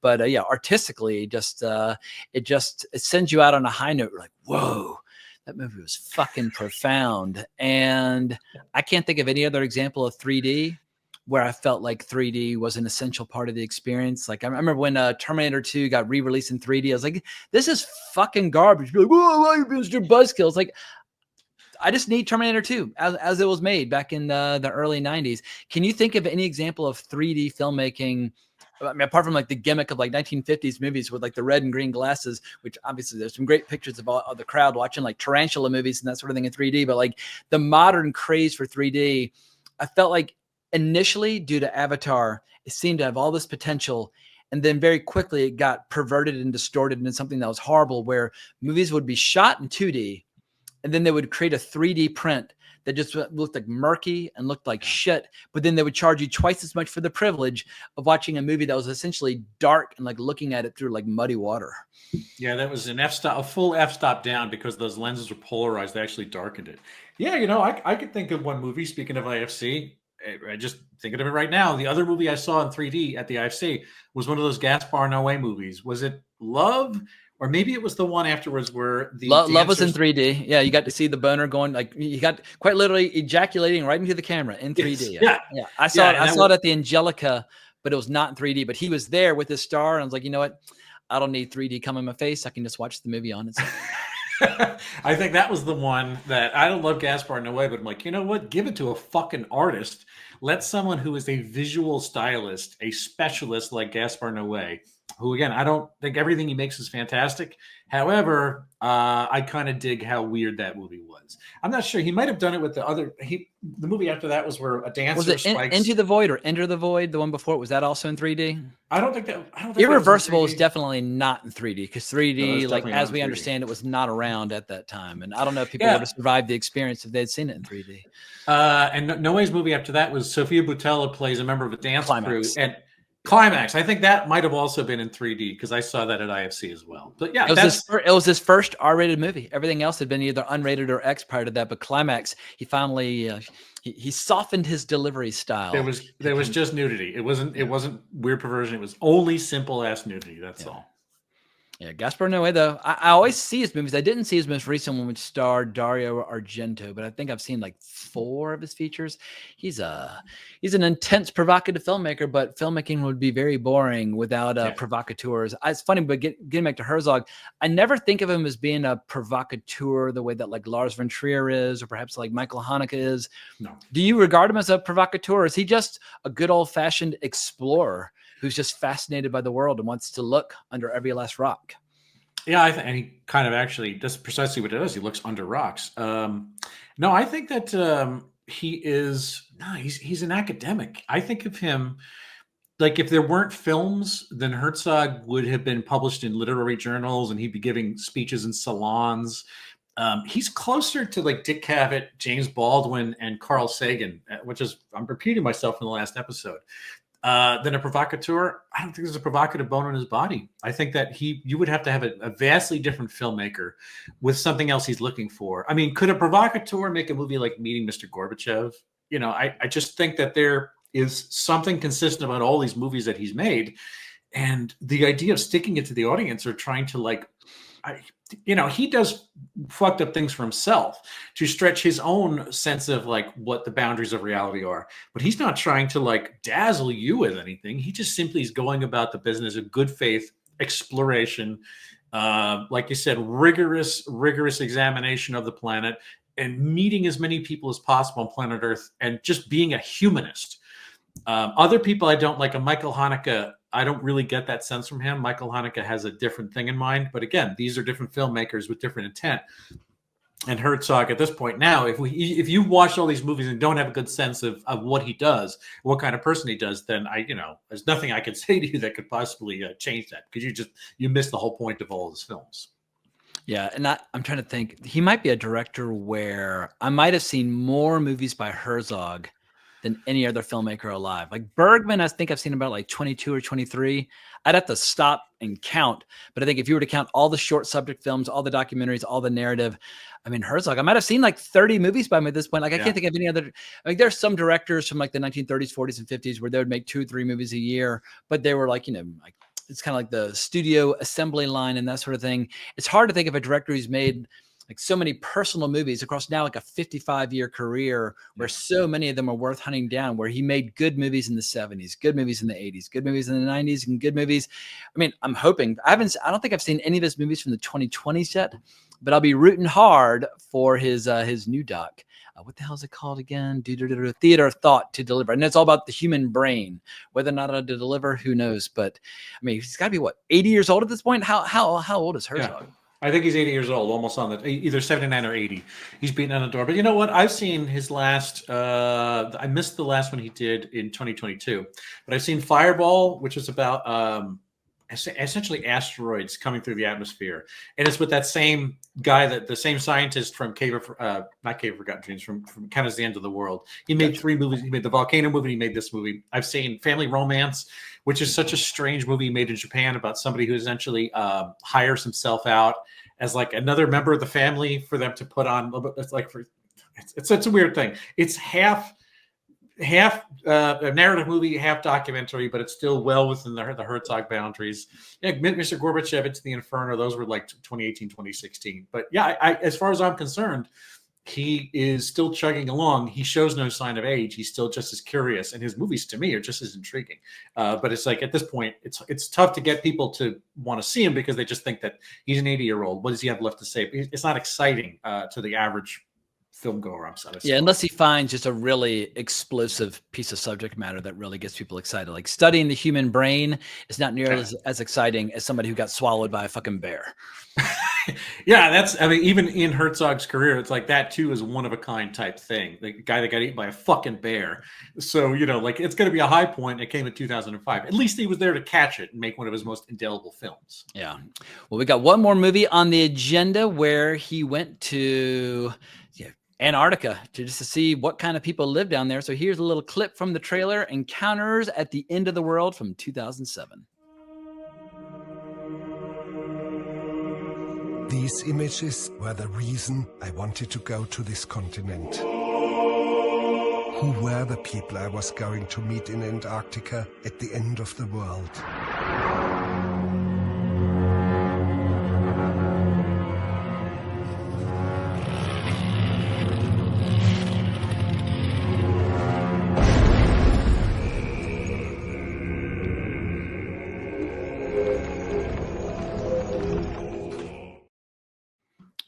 So prior to seeing this documentary, I don't think I'd ever even devoted more than a few seconds of thought to who does live in Antarctica. What are their lives like? Like, who are these people?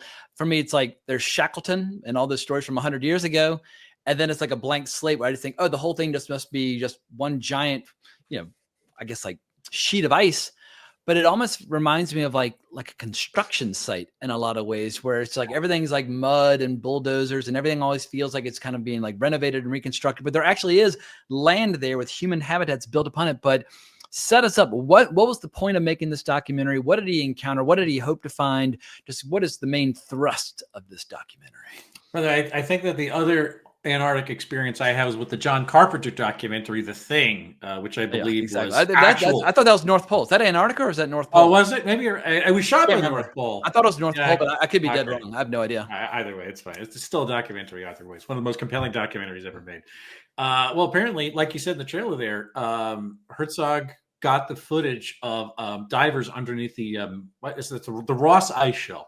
That's it. It's essentially a bay on the north side, or one of the north sides. I guess it's the whole Antarctica is all the north side.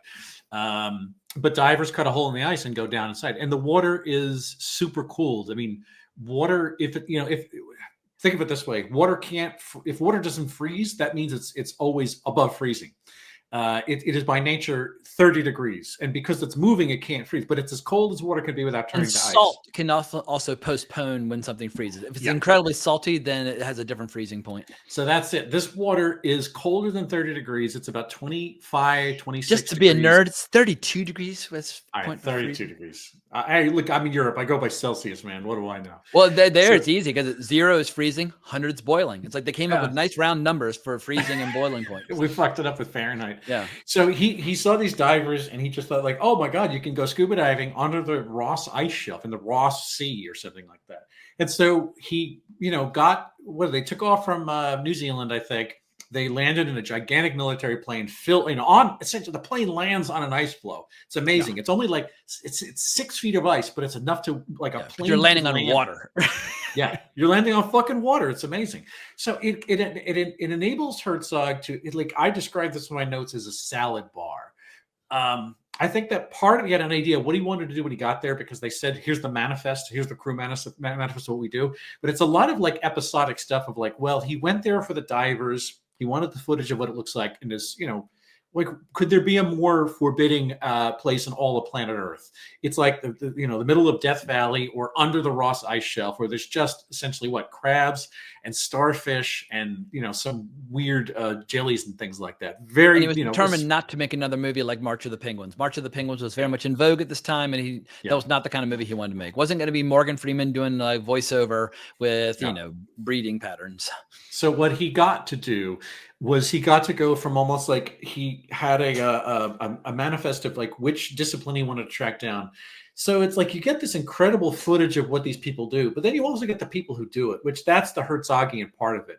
Him going to Antarctica, and he himself wasn't the diver, but his trusted photographer was the diver. Herzog's not rated to go underwater in a dry suit. That's very tough. Only one time I've ever done freezing cold water. It's not for even for divers. It's painful as shit. I wouldn't recommend it unless you really and very easy to get disoriented and lost. Exactly. And there are creatures in there. Like, as they point out in the documentary, you're not alone when you go swimming down there. It's creepy as shit. Yeah, it's all invertebrates. It's really fucked up down there.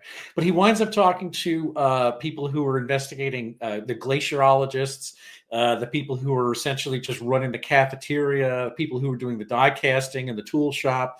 And it's this idea that you wind up getting the theme that Herzog is talking to all these people, that it's not I hate to use this term, it's not a normal person who winds up at the McMurdo station in Antarctica. These people are there, but you don't just like, it's not a job you get. It's a job that you fucking have to want, and you try to go, and you have to be able to hack it. Hack being down and there. The most overqualified people doing the most mundane tasks. Like, you might have a string of letters after your name, but you're still going to have to pick up a broom because there's just no staff to do all the things that need to be done. You have to do everything. Yeah. And so he winds up being fascinated. There's this dichotomy of going out on the glacier. They take these snowmobiles and helicopters, and they're going out making like ice samples, essentially drilling, plugs of ice, and they're analyzing the samples of how old this water is at the bottom of it. And that's one thing. But then you talk to the kind of people and like, how do they live? What is their daily thing like? And one of the dudes was this Latin dude. I think he's from the West Coast or something like that. They had some really interesting stories, and that's, of course, once he puts the camera on them, people start talking because he just disarms you. Like the one guy says like he's like South American royalty due to like his Yeah. fingers. He has like his ring fingers and middle fingers are identical length, but he keeps demonstrating. He's so proud of his genetic heritage and this trait that was shared by the royalty of a couple hundred years ago. And it's a great moment because he kind of like the camera backs up and he goes back to welding. But it's almost like he knows that he was being told by Herzog, go back to welding. And we're just going to. So he's almost like welding with the idea that he's welding for the camera. It's half a genuine moment, but it's also one of those nice awkward things about people they're not used to being around. He was almost like pretending at being himself. It's a great little grace note on that scene. But yeah, again, it's just so many, it is at the same time he's talking about climate, the global warming and the fact that the ice shelf is dying. I get the impression the movie's not about that. It has that in it. It's informed by it, but it's not the focus. It's not nothing about this is a polemic. And it's like, again, that it doesn't mean that he doesn't is concerned. It's just he managed to make a holistic movie. And again, this movie, when this came out, this is part of a 1, 2, 3 banger Herzog hat trick. This movie was being talked about when it came out. It was a big deal. It was the follow-up to Grizzly Man. I mean, the theaters were sold out. People in New York City, again, I can only speak about being a film goer in New York City. People wanted these movies they wanted them to succeed. Herzog, even though he wasn't living in New York at the time, but he's almost like a hometown hero. He's almost like an honorary citizen of Manhattan. He shows up at the learned societies. I saw him talk at BAM. I saw him talk Uptown. I saw him talk at IFC. I've seen him talk a number of times, and it's like he fits very much at home inside the culture of New York City. And it was like it was so great to kind of be in a moment. You have to go back to it to see what it's like, where people were excited in droves to pack theaters to watch Werner Herzog documentaries. We're so far from that now. And I'm not bemoaning movies that come out because there's a lot of fucking good movies. But the idea of a theatrical, like pre-pandemic, fucking pre-Marvel Comics thing, where it's like people got excited about it, would turn out. Oh, your Strand bookstore, crinkly bag ladies, who fall asleep at Film Forum as soon as the movie begins, and then movie bros from like fucking Murray Hill or Brooklyn, Brooklyn hipsters from Sunset Park, they'd all come to the theater. It brought everybody in the cross section of New York, like literati and Illuminati, together to see these films. That was a magical moment. I lament not being here. Do you resent the fact that there was a little bit of fuckery on his part to achieve a certain effect in Encounters at the End of the World? Because there's that scene with the scientists putting their ears to the ice to listen to the seal calls, and it was staged because he wanted the shot, but the sounds were previously recorded. No, not at all. I think it was pretty obvious that that to me, that's the magical realism or the ecstatic truth of it, where both of those things are true, but they were just disconnected and laid atop one another. But that's why we make movies. Movies is the Kuleshov effect. It's editing. It's also, using sound and picture. But it does blur the lines on what's a documentary versus an essay film. I mean, you'd have to ask somebody else that, because I'm in the tank for Herzog. And not only that, I think that part of Herzog's essential art, one of the biggest daubs of paint on his palette he works with is, in fact, this thing. It's inextricable from the movies he makes. He could do all this stuff where he's actually taking the camera under the Ross ice shelf. And then every now and then he's going to soup it up with something that is just either a little hyper real or surreal or sort of steered reality. And it's like, at this point, that's what I stay there for. I want him to make that connection. I want him to essentially bring these two things together that aren't literally in the same shot, but they make sense because he makes them make sense. That's important. Yeah. And even if there weren't manipulation on his part, there's still plenty of really intense visceral stuff in there. Like when he's talking to one of the divers who's describing this world of horrors that is just below the ice, and he describes this pure violence and death, and he talks about one creature is a parasitic worm and its anus. I'm like, I didn't need to hear that, but like, it's just disgusting. But I also like the volcano footage where they go to the edge of this volcano. And of course, he had that the volcano documentary from the early 70s. I think called like Soufriere, or I don't know how to pronounce it. Soufriere, yeah. Yeah, but like they go to the that's when he was in his devil may care days, where he quite literally goes up to the edge of the volcano that's about to erupt, but it just happens not to erupt. And so he gets all this footage of all the smoke coming out. But here, this volcano is very much active. And the guy there is like, look, he's teaching him how you have to stand at the lip of the volcano looking up and out, because bombs, as he describes them, will fly out of the volcano and come down, and you have to be prepared to dodge them, because no matter what protective covering you've got, if a rock that's 800 degrees Fahrenheit hits you, you're going to die. And so you always have to be ready to kind of like sidestep. And I was like, all right, yeah, this is what Herzog was born for, to stand at the lip of a volcano, dodging rocks as they come plummeting down at you. And they talk about, was it in this documentary or Into the Inferno, where they talk about, I think it's Into the Inferno, where they talk about that famous crew that got all that great documentary footage of volcanoes, and they all died when one sent fucking superheated air over all of them. It was just the smoke, but the smoke was so hot, it killed their entire crew. Yeah, that was Into the Inferno. Yeah, I mean, we're not going to talk about it here, but Into the Inferno, which makes Lord of the Rings: Rings of Power even shittier when you watch it, and you see all those elves and Numenorians surviving the eruption of Mount Doom, and it's like, yeah, pyroclastic flow. Yeah, that would have been 800 degrees. They all would have died. Yeah, it's true.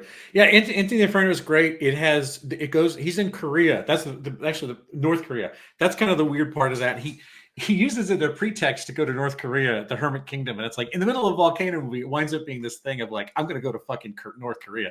That almost takes over the movie, but it doesn't overwhelm it and turn it into like a different kind of film. But anyway, seek that out. It's totally on Netflix. Recommend. Yeah, readily available. Yeah, Netflix.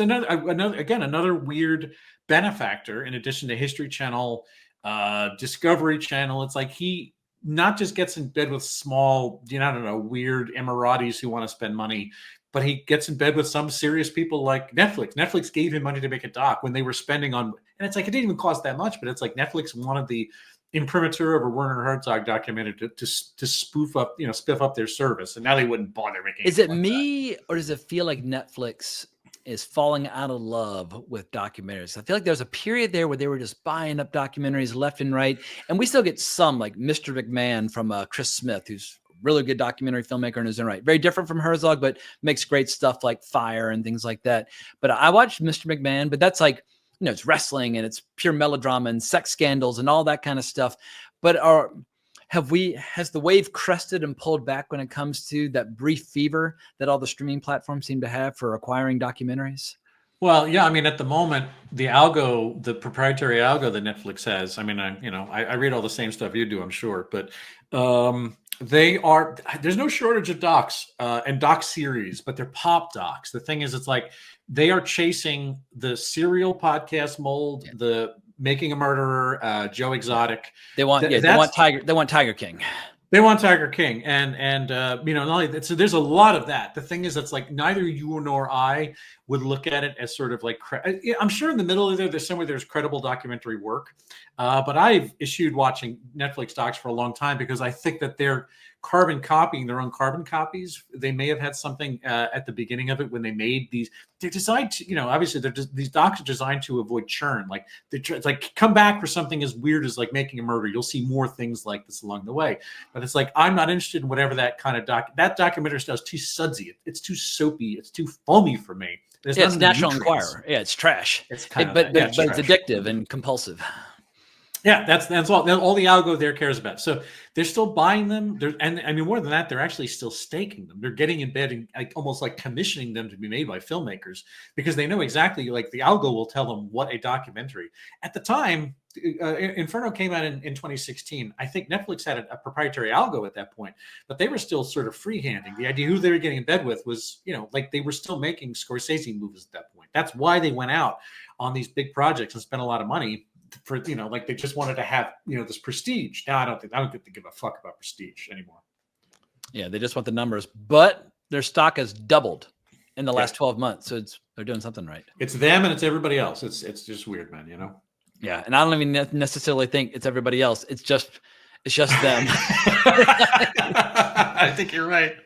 Yeah, I mean Disney Plus. Nobody can. I mean, I don't want to get sidetracked talking about the streaming wars on a documentary about Herzog, but it is interesting that that Herzog is in a unique position to benefit from the streaming wars because he makes his movies very inexpensively, and when released theatrically, some of them at least will pop and generate a few million in returns. But yeah, I found earlier Grizzly Man, in spite of from within our bubble, looked like this big, massive commercial success. It had a worldwide gross of $4 million. Like that's what I read too. Yeah. But the influence is huge. I mean, you listen to podcasts these days, 20 years later, people are still fucking talking about it. I don't know if this number is correct. Cave of Forgotten Dreams, I saw a number of 10 million, which I mean, again, what it had to do with the fact that it was a 3D ticket. Double for 3D tickets. That's why it's true. Yeah, but also it was, Grizzly Man opened a market, but Cave of Forgotten Dreams exploited that market. People were already used to going through a theater. They were primed to see a Herzog documentary, and so that was ready to make as much money as he's probably ever made off of one movie. I mean, in a box office. I'm not saying in aggregate, or at least amongst his docs. I'm sure some of his narrative movies have been more successful. Yeah, but I mean, Fitzcarraldo has been in continuous reps, screening ever since 1980, 81 or 82, whenever it came out. And Tony Stella single-handedly keeps it alive every time he's clamoring for more art and more craft in the world as opposed to AI and bullshit. He just posts that gif of Klaus Kinski banging the bell like, we need an opera house. But it's a great rallying cry.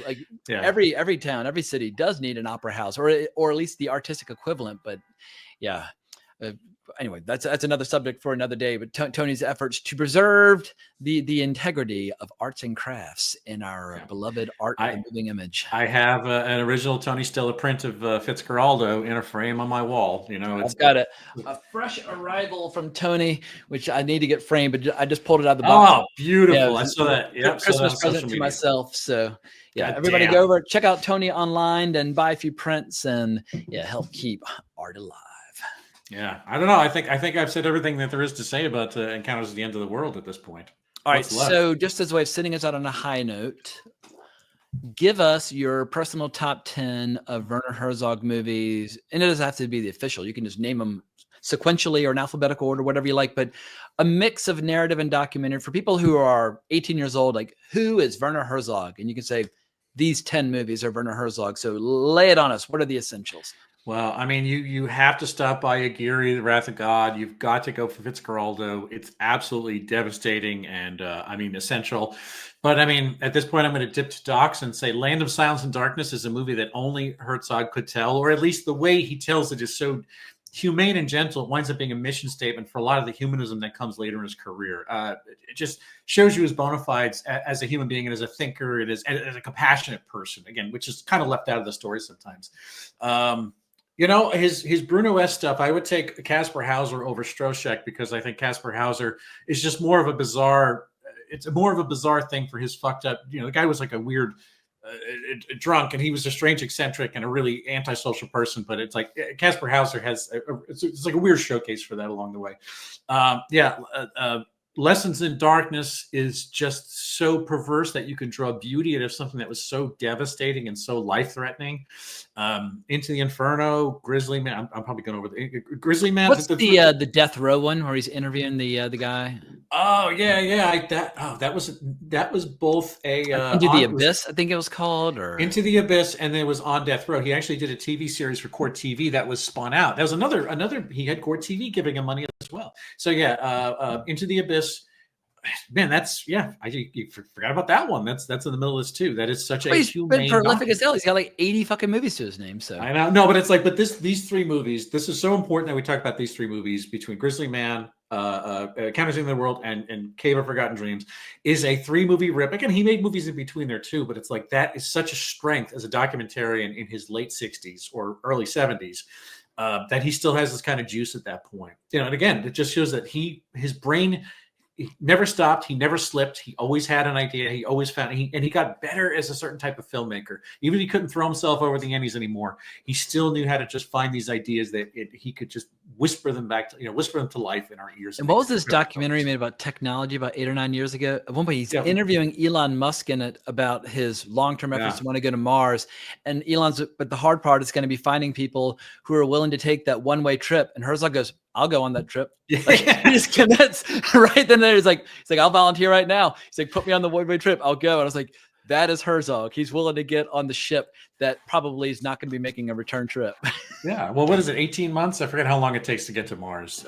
Something like that. It's a weird. As Arnold once said, get your ass to Mars. Yeah, that was Lo and Behold, The Rivers of the Connected World. And that's a movie that is about digital culture. And it's weird because he made it 6 seconds before AI became a thing. It's in a way, it's like it's a little outdated even though it's about essentially cell phone. If you're making a doc about tech, you're going to be outdated in 6 months no matter what. That's true. That is true. Yeah, that's fair enough as well. Yeah. So I think it's 10 in there somewhere, and most of it's like a lot of it's recapitulating what we've already talked about in the last episode, and just again putting in some of the only one I would add that perhaps has not been mentioned. Actually, his debut feature, I think, is a movie called Signs of Life, which I've not watched since the late 90s. I need to revisit that. But Even Dwarves Started Small, I think always needs to be mentioned as one of the essentials. Fata Morgana always needs to be mentioned as one of the essentials. Like he's got a very deep bench. I think you can watch 15 to 20 Herzog movies. You're just going to go from strength to strength before you have to start going to the lesser movies. And there are very few filmmakers alive today who have a filmography that's as deep and as rich and as complex and as impressive as Herzog. So my thanks goes to the great Bill Scurry for pitching these two podcasts, because I fucking love Herzog, but it was long overdue in singing his praises. Oh, it's a joy. It's always a joy to talk about Werner Herzog. Absolutely. Well, where can people find your Hitting the Brakes, Moose and Bill and YouTube channel and, Atomic A Productions? Where can people find all the things that you've been working on online? Well, I have my own podcast. It comes out weekly called I Don't Get It, where me and my good buddy Noah Tarnow talk about something that is sort of like cross-precinctual in popular culture and decide if it's any good or not, because it's usually out of our reach as old men. We don't understand where we're going. So we try to give a fair Herzog can make documentaries at 80, you are entitled to make podcasts at 50 or 49. At 50. So that's I Don't Get It. That's Noah and Bill Show.bluesky.social, whatever the fuck it is. And I'm on Blue Sky, billscurry.bluesky.social. I'm on all the social. I'm on Instagram. I'm on Facebook and Threads and wherever you can find people. Still on Twitter at William Scurry. And I made a Blue Sky account. I think I've got one follower over there. And then I look over at my Twitter account. I've got my Savage Comics account, which has 76,000. I'm like, you know what? Yeah. I don't think I'm going to Blue Sky. I mean, you can do I'd probably both. get thrown off Blue Sky if I tried to run Savage Comics over there. So I think I need to just stay on X. I think it's a myth that there aren't titties and stuff on Blue. There's plenty of porn stars and sex workers on Blue Sky. Report back to me if you find any interesting details over there. I remain. My inbox is always open. Yeah. Like you said, the Atomic Ape thing. Oh, youtube.com/Atomic Abe. Yeah, I have some videos that I've edited. That's really Kevin and Nick's show, but I played with them. I'm happy to be brought in as an editor. And my stuff, some of the stuff I made, I've gone a little dark with my own videos for a while. But it's youtube.com/AMCs. Those were my essays and some make 'em ups and some weird projects that I've just put together out of Caprice. Those things are there too. That's where you can find me. Beautiful. Well, I look forward to seeing you face to face in the flesh in New York in the not so distant future. Yes. We'll have to tilt one or two back, and also look forward to our upcoming best movies of 2024. I'm going to have a video where I do my own personal top 10 and my honorable mentions and that sort of thing. But I've got the invites out, but now we just need to lock down a day and a time where we can throw down, and also getting all my clips prepared. But yeah, it's one of my favorite annual rituals, and I look forward to keeping it going one way or another in the not so distant distant future. What were we? We were 3 hours, 3:10 last year. I forget how long our show was. I don't know, but somebody watched it. I haven't checked the numbers in months, but I think at one point it got up to like 18,000 views. So yeah, no, there's some eyeballs on it. Yeah, somebody watched that fucking thing. So yeah, well, we've got a tough act to follow this time around. Yeah, 3 hours. We're gonna get there. Yeah, hell yeah. Well, everybody out there, thank you so much for watching and sticking with us. And if there are any sort of lag issues, I apologize. I'm hoping that it'll all be worked out from the magic of StreamYard. But at a minimum, watch some Herzog movies. Or if you haven't watched these movies in a while, do yourself a favor, revisit them. His best movies are endlessly rewatchable. A movie like Little Dieter Needs to Fly, it's impossible to be immune to a movie of that kind of emotional power. It's impossible to be immune to the emotional power of a movie like Grizzly Man. I think people think of documentaries as being kind of cerebral and clinical and academic and that sort of thing. But in the hands of Herzog, they are anything but. They are essential viewings. But please remember to like the video, subscribe to the channel, hit that notification bell, hunt me down on social media, all that good stuff. And we can't at this point of the podcast, I lose the ability to speak and my tongue just starts going in different directions. We thank you so much for watching. We greatly appreciate it. But more importantly, as always, onwards and upwards. Where's my outro? Here it is. Ain't like it used to be, but it'll do. You know how to whistle, don't you, Steve? You just put your lips together and blow.